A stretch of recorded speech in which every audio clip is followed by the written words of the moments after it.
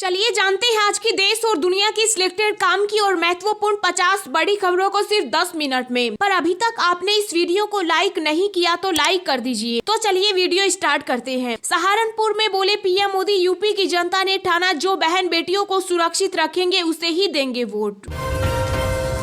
PM Modi का विधानसभा चुनाव से पहले दावा, कहा पंजाब में पहले से बेहतर प्रदर्शन करेगी भाजपा। महाराष्ट्र सरकार ने किया ऐलान, भारत रत्न लता मंगेशकर की याद में मुंबई में बनेगी संगीत अकादमी। पेट्रोल डीजल की आग ने भारतीय ग्राहकों का किया मोहभंग, इलेक्ट्रिक व हाइब्रिड वाहनों की बढ़ी मांग। सीएम योगी आदित्यनाथ ने कहा प्रदेश में गुंडागर्दी नहीं, अब अयोध्या काशी से यूपी की पहचान। किसान नेता राकेश टिकैत ने परिवार सहित डाला वोट, कहा किसान आंदोलन, गन्ने का भुगतान और रोजगार के मुद्दे पर किया है मतदान। उत्तराखंड में कांग्रेस नेता राहुल गांधी ने प्रधानमंत्री नरेंद्र मोदी पर बोला हमला, कहा मोदी सरकार देश में बना रही दो हिंदुस्तान। आम आदमी के लिए अच्छी खबर, खाने का तेल होगा सस्ता, केंद्र सरकार ने उठाया बड़ा कदम। देश में वैक्सीनेशन अभियान की रफ्तार में आई तेजी, 15 से 18 एज ग्रुप के 1 करोड़ किशोरों को 38 दिन में लगी वैक्सीन की दोनों डोज। आरबीआई मौद्रिक नीति के तहत ई-रूपी प्रीपेड वाउचर की सीमा बढ़कर 1 लाख रुपए हुई, 1 से अधिक बार किया जाएगा इस्तेमाल। पंजाब में विधानसभा चुनाव प्रचार के लिए आएगी अरविंद केजरीवाल की पत्नी और बेटी, धुरी में भगवंत मान की जनसभा में होंगी शामिल। देश में कोरोना के मामलों में आई गिरावट, बीते 24 घंटों में 67,084 नए केस हुए दर्ज, मौत के बढ़ते आंकड़ों ने बढ़ाई चिंता। भाजपा के समर्थन में खुलकर सामने आई अभिनेत्री कंगना रनौत, बोली उन्हें पराजित कौन करेगा जिनके रक्षक भगवान राम हैं। यूपी के सीएम योगी आदित्यनाथ ने लोगों से की वोटिंग ड्यूटी निभाने की अपील, कहा भय मुक्त राज्य के लिए करे वोट। प्रधानमंत्री नरेंद्र मोदी ने कांग्रेस पर किया हमला, बोले सेना को लेकर कांग्रेस का रवैया उत्तराखंड के लोग कभी नहीं भूल सकते। आरबीआई गवर्नर शक्तिकांत दास ने कहा सस्ता बना रहेगा आपका कर्ज, 2022-23 के लिए रियल जीडीपी ग्रोथ 7.8% रहने का अनुमान। केंद्रीय कर्मचारियों को सरकार देगी बड़ा तोहफा, फिटमेंट फैक्टर में इजाफा संभव, जाने कितनी बढ़ेगी सैलरी। आरबीआई ने विदेशी निवेशकों को दी बड़ी छूट, अब भारतीय बाजारों में लगा सकेंगे 2 करोड़ 50 लाख रुपए। प्रधानमंत्री नरेंद्र मोदी 14 फरवरी से पंजाब में कई रैलियों को करेंगे संबोधित, 20 फरवरी को है मतदान। अंतर्राष्ट्रीय यात्रियों के लिए नई गाइडलाइन जारी, 14 फरवरी से होगी लागू, अनिवार्य होम क्वारंटाइन नियम को हटाया। समाजवादी पार्टी ने बीजेपी पर लगाए चुनाव में गड़बड़ी के आरोप, चुनाव आयोग से की शिकायत। आरएसएस प्रमुख मोहन भागवत बोले हिंदुओं की सामर्थ्य के आगे कोई खड़ा नहीं हो सकता, वे किसी के विरोधी नहीं। बीजेपी अध्यक्ष जेपी नड्डा ने सीतापुर में चुनावी सभा में कहा भाजपा ने किया विकास तो सपा ने वापस लिया आतंकवादियों के मुकदमे। आयकर विभाग ने 1.87 करोड़ से ज्यादा करदाताओं को जारी किया रिफंड, केंद्रीय प्रत्यक्ष कर बोर्ड ने साझा की जानकारी। कर्नाटक हाईकोर्ट ने कहा जब तक कोई फैसला नहीं आता तब तक हिजाब पहनने की जिद ना करे छात्र। हिमाचल प्रदेश के लाखों कर्मचारियों को सरकार का बड़ा तोहफा, 3% डीए बढ़ोतरी की अधिसूचना हुई जारी। आरबीआई की मौद्रिक नीति की घोषणा के बाद उछला शेयर बाजार, सेंसेक्स 300 अंक चढ़ा, निफ्टी 17,550 के पार। हिंदू प्रशांत में चीन की चुनौती के बीच ऑस्ट्रेलिया में आज होगी क्वाड की बैठक, भारत सहित 4 मुल्कों के विदेश मंत्री लेंगे हिस्सा। पंजाब के सीएम चन्नी ने तेज किया चुनाव प्रचार, सिद्धू फिर पहुंचे मां वैष्णो के दरबार, जाखड़ को मनाने में जुटा हाईकमान। भारतीय खगोलविदों ने विकसित किया नया टूल, दूसरे ग्रहों पर जीवन की मिलेगी जानकारी।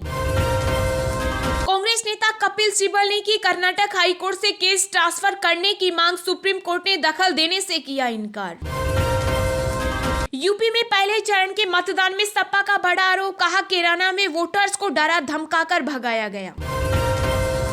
मध्य प्रदेश सरकार ने कृषि क्षेत्र में की धन वर्षा, 0% ब्याज पर किसानों को दिए 14,428 करोड़ रुपए के लोन। बीजेपी ने जयंत चौधरी के वोट नहीं डालने पर कसा तंज, कहा यह है उनका वंशवादी अहंकार। यूपी में कांग्रेस की दूसरी पोस्टर गर्ल वंदना सिंह ने भी छोड़ी पार्टी, ईमानदार कार्यकर्ताओं की अनदेखी का लगाया आरोप। यूपी चुनाव के लिए कांग्रेस ने जारी की 33 उम्मीदवारों की 9वीं लिस्ट, सीएम योगी के खिलाफ चेतना पांडे को मैदान में उतारा। पंजाब में बीजेपी को मिली बड़ी कामयाबी, द ग्रेट खली उर्फ दिलीप राणा ने ज्वाइन की पार्टी, बोले जहां लगेगी ड्यूटी खरा उतरूंगा।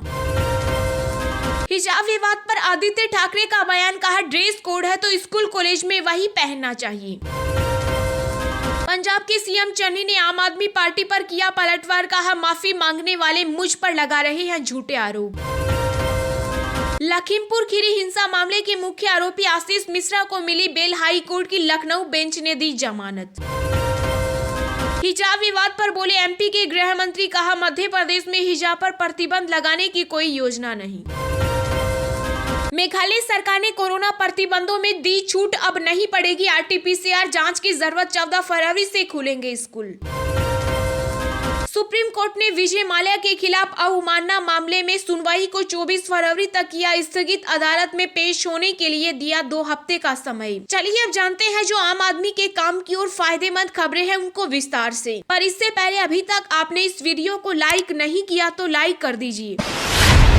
सहारनपुर में बोले पीएम मोदी, यूपी की जनता ने ठाना जो बहन बेटियों को सुरक्षित रखेंगे उसी को देंगे वोट। जी हां, प्रधानमंत्री नरेंद्र मोदी ने यूपी के सहारनपुर में जनसभा को संबोधित किया। इस दौरान पीएम मोदी ने कहा कि सहारनपुर क्षेत्र के लोगों ने ठान लिया है कि जो यूपी को विकास की नई ऊंचाई पर पहुंचाएगा, यूपी को दंगा मुक्त रखेगा और जो हमारी बहन बेटियों को भय मुक्त रखेगा, हम उसे ही वोट देंगे। पीएम मोदी ने कहा कि भाजपा ने यूपी चुनाव के लिए अपना जो घोषणा पत्र जारी किया है, ये घोषणा पत्र लोक कल्याण का संकल्प पत्र है। डबल इंजन की सरकार जो काम कर रही है उसके लिए यूपी में भाजपा सरकार बहुत जरूरी है। पीएम मोदी ने कहा कि गरीबों को पीएम आवास योजना के घर, अच्छे अस्पतालों में 5 लाख रुपए तक के इलाज की मुफ्त सुविधा, महामारी के समय मुफ्त राशन मिलता रहे और छोटे किसानों के खाते में पीएम किसान का पैसा सीधा उनके खाते में पहुंचता रहे। इसके लिए यूपी में भाजपा सरकार बहुत जरूरी है। उन्होंने कहा कि योगी सरकार यूपी के अलग अलग जिलों को अच्छी सड़कों से जोड़ रही है, कनेक्टिविटी बढ़ा रही है। यूपी में इतनी तेजी से काम पहले कभी नहीं हुआ। भाजपा सरकार का ये इतिहास और परंपरा रही है कि भाजपा सरकार जो संकल्प लेती है उसे पूरा करके दिखाती है।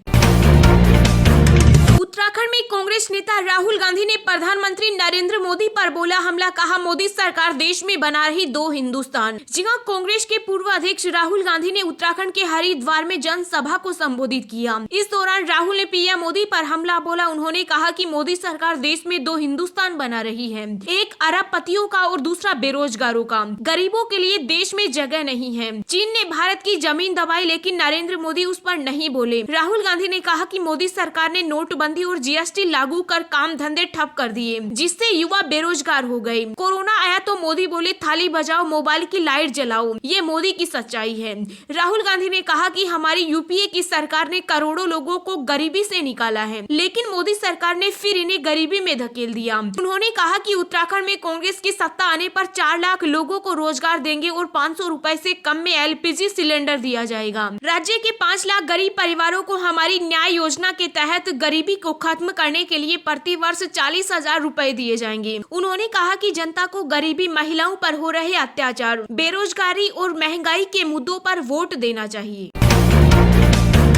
केंद्रीय कर्मचारियों को सरकार देगी बड़ा तोहफा, फिटमेंट फैक्टर में इजाफा संभव, जाने कितनी बढ़ेगी सैलरी। जी हां, केंद्रीय कर्मचारियों के लिए एक और बड़ी खबर है। दरअसल एक रिपोर्ट में कहा गया है कि सरकार जल्द ही उन्हें एक बड़ा तोहफा दे सकती है। जी हां, ऐसा माना जा रहा है कि फिटमेंट फैक्टर बढ़ना लगभग तय हो गया है। केंद्रीय कर्मचारियों की लंबे समय से मांग है कि उनके फिटमेंट फैक्टर को 2.57% से बढ़ाकर 3.68% कर दिया जाए। अब रिपोर्ट में उम्मीद जताई जा रही है कि नए वित्तीय साल से पहले केंद्रीय कर्मचारियों के फिटमेंट फैक्टर का फैसला हो सकता है। इसके बाद कर्मचारियों की न्यूनतम सैलरी में भी जबरदस्त इजाफा होगा। रिपोर्ट में सूत्रों के हवाले से कहा गया है कि सरकार इस पर गंभीरता से विचार कर रही है और संभावना है कि इसी महीने कर्मचारियों का फिटमेंट फैक्टर बढ़ सकता है। फिटमेंट फैक्टर केंद्र सरकार के सभी कर्मचारियों के लिए बेसिक वेतन तय करता है। इस बार अगर फिटमेंट फैक्टर में संभावित बढ़ोतरी होती है तो न्यूनतम बेसिस पे 18,000 रुपए से बढ़कर 26,000 रुपए हो जाएगा। सरकारी कर्मचारियों को बेसिक वेतन में सीधे 8,000 रुपए की बढ़ोतरी हो जाएगी।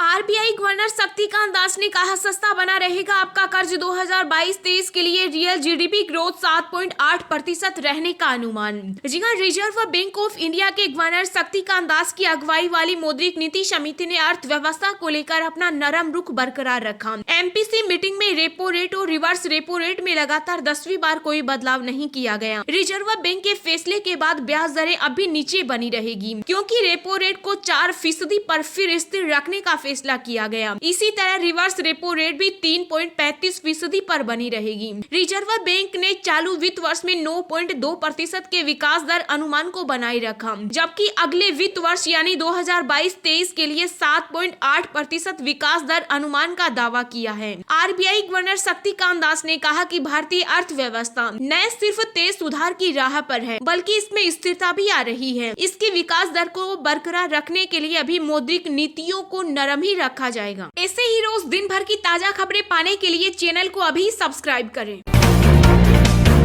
अंतर्राष्ट्रीय यात्रियों के लिए नई गाइडलाइन जारी। 14 फरवरी से होगी लागू। अनिवार्य होम क्वारंटीन नियम को हटाया। जी हां, दुनिया भर में कोरोना वायरस के मामलों को ध्यान में रखते हुए केंद्रीय स्वास्थ्य मंत्रालय ने अंतर्राष्ट्रीय यात्रियों के लिए संशोधित गाइडलाइन जारी की। ये गाइडलाइन 14 फरवरी से प्रभावी होगी। नए नियमों के मुताबिक यात्रियों के पास अब RT-PCR नेगेटिव रिपोर्ट अपलोड करने के अलावा वैक्सीनेशन सर्टिफिकेट अपलोड करने का भी विकल्प होगा। सरकार ने अब भारत आने पर 14 दिनों के सेल्फ मॉनिटरिंग को रिकमेंड किया है। वहीं 7 दिनों के अनिवार्य होम क्वारंटाइन नियम को हटा दिया है। स्वास्थ्य मंत्रालय ने कहा कि भारत आगमन पर 8वें दिन RT-PCR टेस्ट करने और उसे एयर सुविधा पोर्टल पर अपलोड करने की जरूरत को भी समाप्त कर दिया है। भारत आगमन पर सभी देशों के 2% अंतर्राष्ट्रीय यात्रियों का रैंडम सैंपलिंग की जाएगी। यात्री इस दौरान एयरपोर्ट पर अपना सैंपल देकर जा सकते हैं। दुनिया भर में कोरोना को ध्यान में रखते हुए यात्रा को लेकर नियम बनाए गए हैं।